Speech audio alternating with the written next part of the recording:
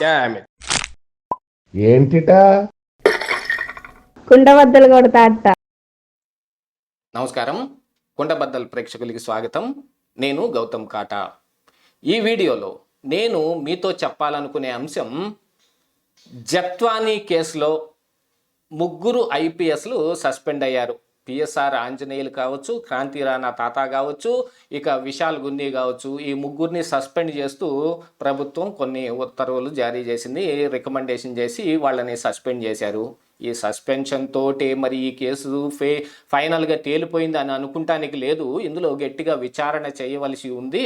మరి వాళ్ళని ఆ ముగ్గురిని విచారణ చేసి దీని వెనకున్న కారణాలు ఏమిటనేది కూడా తెలుసుకుంటారు.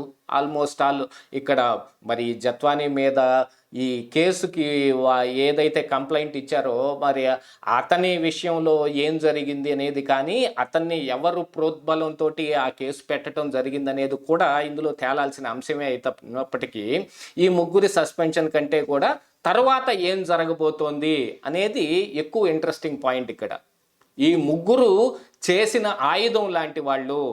ఉదాహరణకి మనం వివేకానంద రెడ్డి హత్య కేసుని కనుక తీసుకుంటే కనుక, అందులో ఆ కార్యక్రమానికి పాల్పడిన వాళ్ళందరినీ అరెస్ట్ చేశారు.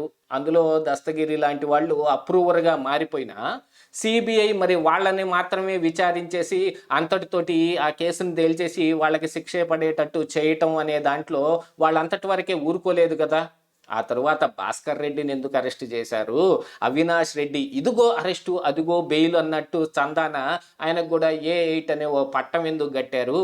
దీని తరువాత అసలు ఈ విషయం ప్రపంచానికి తెలియటం కంటే ముందుగానే జగన్మోహన్ రెడ్డికి తెలిసింది అనే విషయాన్ని కూడా వాళ్ళు ఎందుకు వాళ్ళ ఛార్జ్షీట్లో పొందుపరచడం జరిగింది. తర్వాత అజయ్ కల్లం లాంటి వాళ్ళందరినీ విచారణ చేయవలసిన అవసరం ఏమొచ్చింది అని అంటే, ఆ ఇన్సిడెంట్ జరగటానికి ఉన్న మోటో ఏమిటి అనేది. మరి ఈ జత్వానీ కేసులో కూడా అసలు మన ఆంధ్రప్రదేశ్ రాష్ట్రానికి ఎటువంటి సంబంధం లేని ఈ జిందాల్ ఈ జత్వానీల గొడవ మనకెందుకు చుట్టుకుంది. అప్పుడు గతంలో అధికారంలో ఉన్న వైఎస్ఆర్ కాంగ్రెస్ పార్టీ నాయకులు ఇందులో ఎందుకు ఇంక్లూడ్ అయ్యారు అనేది కూడా ఇక్కడ మెయిన్ పాయింటే. ఆ పాయింట్, ఆ కోణంలో కూడా విచారణ జరుగుతుందా జరగదా అనేది కూడా మనం ఇక్కడ వేచి చూడాల్సిన అంశమే.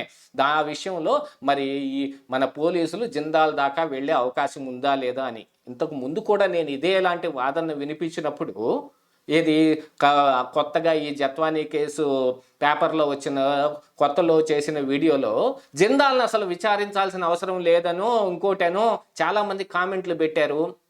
ఆ జిందాల్ జత్వానీల కేసు మన రాష్ట్రానికి సంబంధం లేదు, ఎక్కడో మహారాష్ట్రలో జరిగింది, వాళ్ళు చూసుకుని వాళ్ళు చేసుకుంటారు అని. జత్వానీకి జిందాల్కి మధ్య జరిగిన గొడవ విషయంలో వాళ్ళు ఏమైనా తేలుస్తారేమో కానీ, అసలు ఈ అంశం మొత్తం మన ఆంధ్రప్రదేశ్ రాష్ట్రానికి రావటానికి మూల కారణం ఎవరు అనేది కూడా ఇందులో పరిగణలోకి తీసుకోవాల్సిన అంశమే.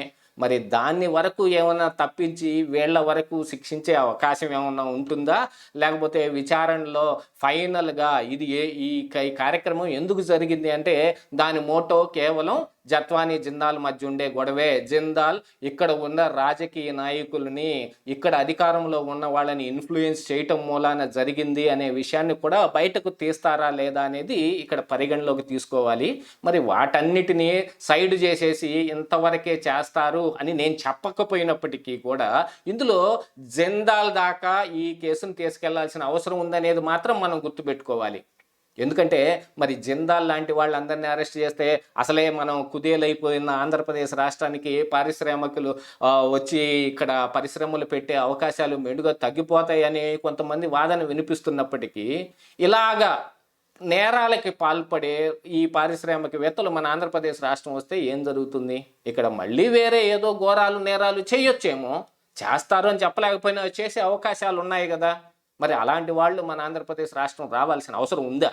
నిజంగా అలాంటి వాళ్ళ డబ్బుతోనే ఆంధ్రప్రదేశ్ రాష్ట్రం అభివృద్ధి చెందాలా?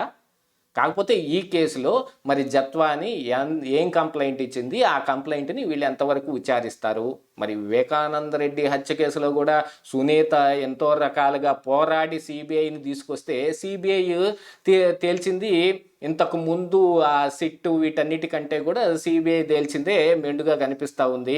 అవినాష్ రెడ్డి కానీ భాస్కర్ రెడ్డి కానీ హస్తం ఇందులో ఉంది.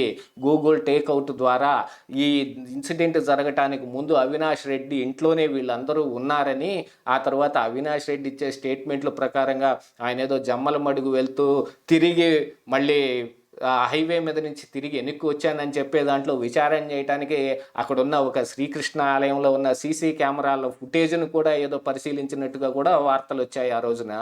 ఎందుకని ఆ పనంతా చేశారు? చేశాము అని ఒప్పుకున్న దస్తగిరి ఉన్నాడు. ఆ దస్తగిరితో పాటు ఇదిగో పాలు పంచుకున్న వాళ్ళు వీళ్ళందరూ ఉన్నారు అని వాళ్ళందరినీ అరెస్ట్ చేసిన తర్వాత భాస్కర్ రెడ్డి, అవినాష్ రెడ్డి, జగన్మోహన్ రెడ్డి, భారతీ రెడ్డి దాకా ఈ కేసు ఎందుకు ముందుకు సాగింది అని అంటే మూలం ఏమిటి? ఈ కేసు జరగటానికి మోటో ఏమిటి? వివేకానంద రెడ్డి హత్య జరగటానికి మోటో కడప ఎంపీ సీటు అనే విషయాన్ని సిబిఐ ప్రస్ఫుటంగా తేల్చేసింది. మరి ఈ జత్వానీని ఈ పోలీస్ ఆఫీసర్లు ముందుగానే టిక్కెట్లు బుక్ చేసుకొని వీళ్ళు బయలుదేరి వెళ్తున్న సమయానికి కంప్లైంట్ ఇస్తే ఆ కంప్లైంట్ని వెంటనే ఎఫ్ఐఆర్ కట్టేసి వీళ్ళు తీసుకెళ్ళి జత్వానీని ఆమె తల్లిని తండ్రిని తీసుకొచ్చారంటే దానికి కారణం ఏంటి? వీళ్ళకి ఏమన్నా పర్సనల్ గ్లెడ్జ్ ఉండి తీసుకొచ్చారా? లేకపోతే నిజంగా ఇక్కడ కంప్లైంట్ ఇచ్చిన కుక్కల విద్యాసాగర్ వీళ్ళని ఇన్ఫ్లుయెన్స్ చేయగలిగాడు అని అనుకోవాలనా? అసలు ఈరోజు బయటకు వస్తున్న వ్యవహారాల ప్రకారంగా పిఎస్ఆర్ ఆంజనేయులు ఈ విశాల్ గున్నీని ఈ క్రాంతిరాణా తాతాని సీఎంఓ ఆఫీసుకి పిలిపించి మరీ ముందుగానే మాట్లాడాడు. దీని వెనక సజ్జల రామకృష్ణారెడ్డి ఉన్నాడనో లేకపోతే జగన్మోహన్ రెడ్డి ఉన్నాడనో కొన్ని వార్తలు కూడా బయటకు వస్తున్నాయి. మరి ఆ కోణంలో విచారించేటప్పుడు మరి ఇది ఆ పైన ఉన్న రాజకీయ నాయకులు వరకు వెళ్ళి ఆగిపోతుందా, లేకపోతే జిందాల్ దాకా వెళ్తుందా అనేది మాత్రం చూడాల్సిందే. కేసు మూలం ఏమిటి? ఈ ఇన్సిడెంట్ అసలు ఆంధ్రప్రదేశ్ రాష్ట్రం నెత్తికి చుట్టుకోవటానికి కారణం ఆ జిందాల్ కాదా అనేది ఇక్కడ మనం చూసుకోవాలి.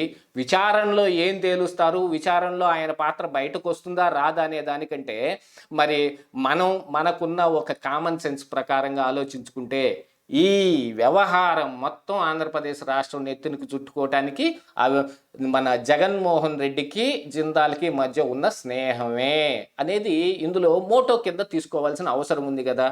మరి ఆ కోణంలో విచారణ చేస్తారా చేయరా అనేది మాత్రం చూడాలి.